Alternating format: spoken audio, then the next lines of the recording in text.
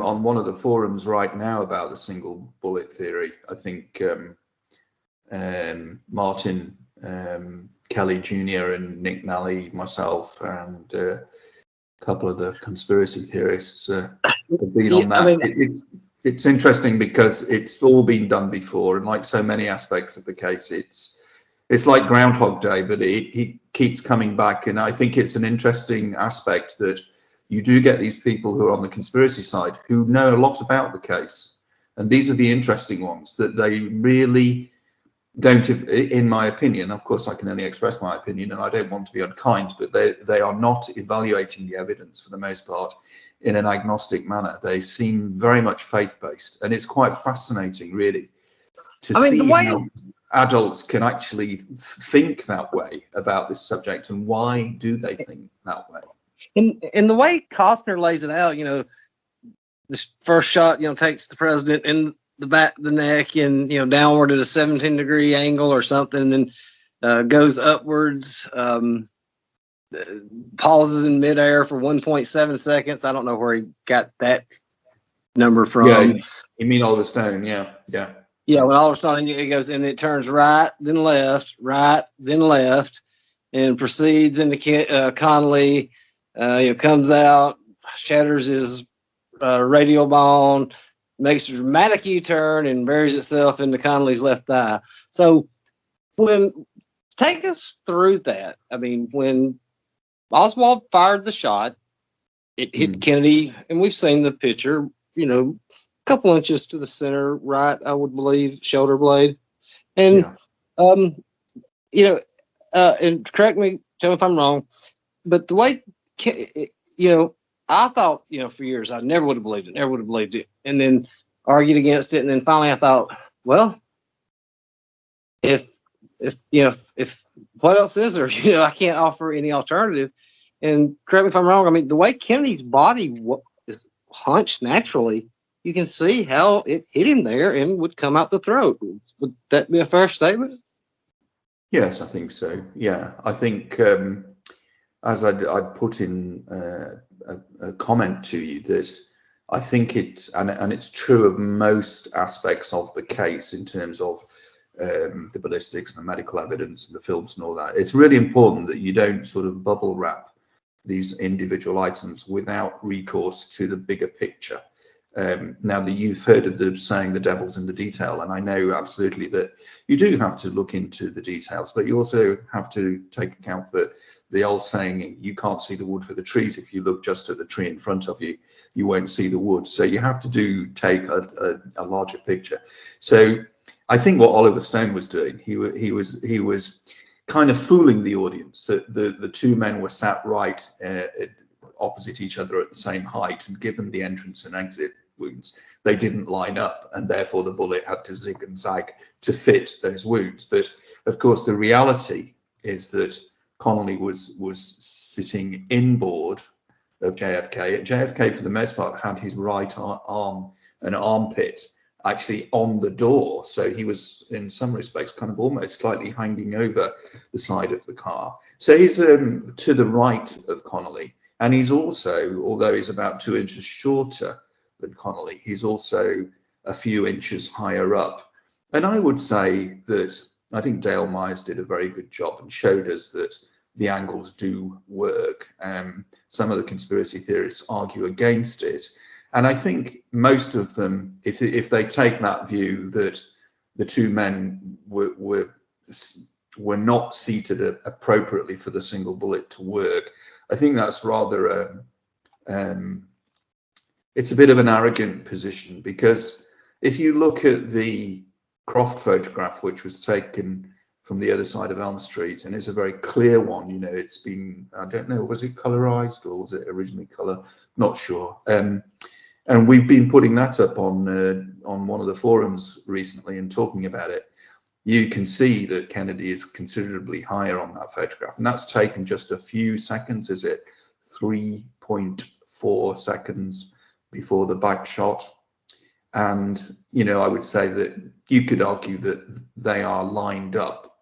Now, the interesting thing about the single bullet theory is you've got this one side to it that Dale Myers adheres to, that the bullet went pretty much perfectly straight through from the 6th floor window into Kennedy's back, out of his throat here, straight into Connolly.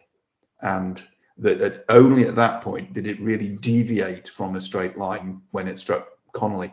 And I think, in my own personal opinion, and I'm not an expert, I don't deal with gunshot wounds every day, but I have worked with medics and forensic pathologists, and I've looked at the films a lot and discussed this with people like Barry Ryder in the UK and other JFK enthusiasts, so to speak. It's possible, of course, that because the path through Kennedy was anatomically probably flat or very close to flat, could have been slightly upwards, slightly down. I mean, it's possible that the bullet deflected slightly on impact as it struck the tissue and went slightly up, and then on exit it was deflected slightly downwards by the shirt or the tie. We just don't know, and we can never know. So that you have to kind of park that to some degree and look at what would then happen is that the bullet and some of the biomechanical tests that have been done in modern times using those sort of models have shown that the going through gelatin or a form of sort of a fake human tissue, that MC 6.5 bullet will start to tumble on exit, and you've probably seen that. Doesn't mean to say that it always will, but it can do. And it's the key thing is that just 10 seconds more. The key thing is to consider the other factors around the nature of the entry wound for Connolly, the fact that there is no other bullet to account for it, and the fact that the witnesses, pretty much for the most part, you'll be hard pushed to find anyone who was close by and had a clear impression of what happened, who would tell you that they heard 2 shots. They heard one. Some of the Secret Service guys saw Kennedy hit some of the ladies on the side of the street on Elm Street, some of whom I met in the early 1980s. There's one shot. It hits Kennedy in the back, his arms go up, and then Connolly falls over. They don't hear 2 shots. Explain to us what the tumbling is, because for some people who don't know.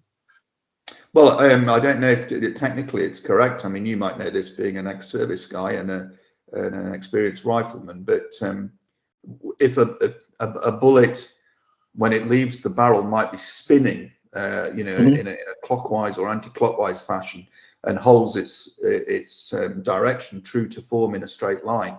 But as soon as if it hits something, like a leaf of a tree, or if it's gone through a body, in this case as in JFK, it may well then start to move base over front. So it might tumble forwards, or it might sort of, I don't know, is you or the correct word, it might move slightly from left to right. So that means that when it hits the next target, it's not clean on, it's like slightly side on or even base on. And I think the fact that the bullet CE399, the so-called magic bullet, it's slightly flattened on the base, and it's also deformed slightly going upwards on one of its sides.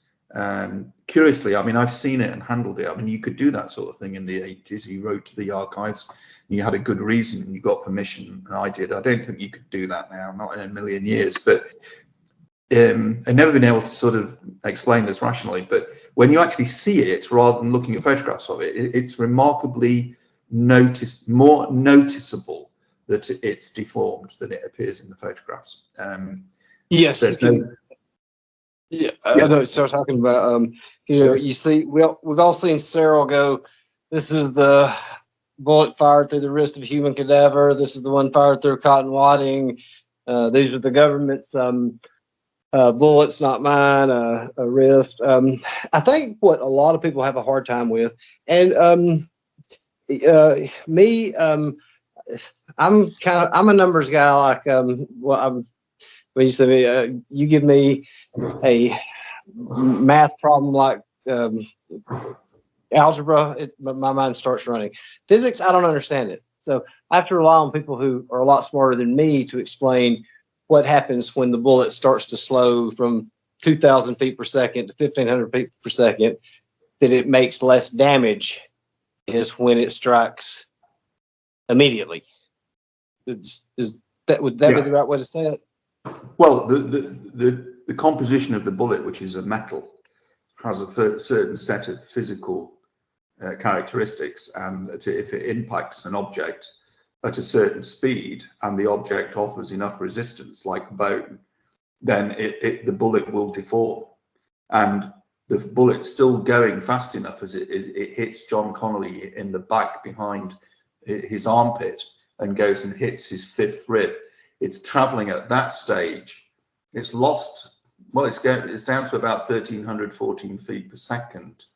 And that's the general feeling. And the bullet would have hit Kennedy at about 2,000 feet per second. So it's got a muzzle velocity of 2,100 feet per second. It's going to lose a little bit of its velocity speed before it hits Kennedy. And it then passes through, I don't know JFK was a big guy, about 10 or 11 inches of flesh for the upper torso, a foot at the most, I would say.